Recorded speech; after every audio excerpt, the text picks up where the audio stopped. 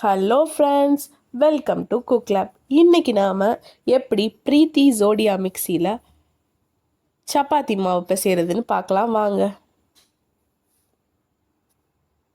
அதுக்கு 2 கப் கோதுமை மாவு எடுத்துக்கலாம்.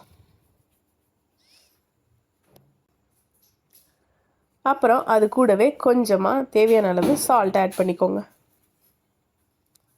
இப்போ அது கூட ஒரு 4லேருந்து 5 டேபிள் ஸ்பூன் எண்ணெய் சேர்த்துக்கோங்க. 2 கப் மாவுக்கு 1 கப் அளவு தண்ணி எடுத்து மெஷர் பண்ணி வச்சுக்கோங்க.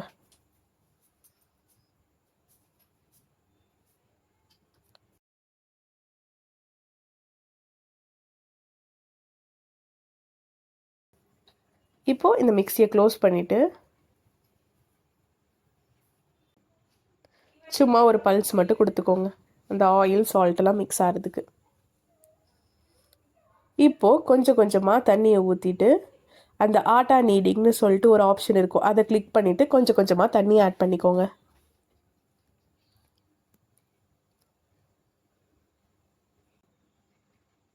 நல்ல ஒரு 3 to 4 மினிட்ஸ்லேயே சாஃப்டான சப்பாத்தி மாவு ரெடி. மறக்காமல் நீங்களும் ட்ரை பண்ணி பாருங்கள். பிடிச்சிருந்தா லைக் பண்ணி குக் லேபை சப்ஸ்கிரைப் பண்ண மறந்துடாதீங்க. டடா.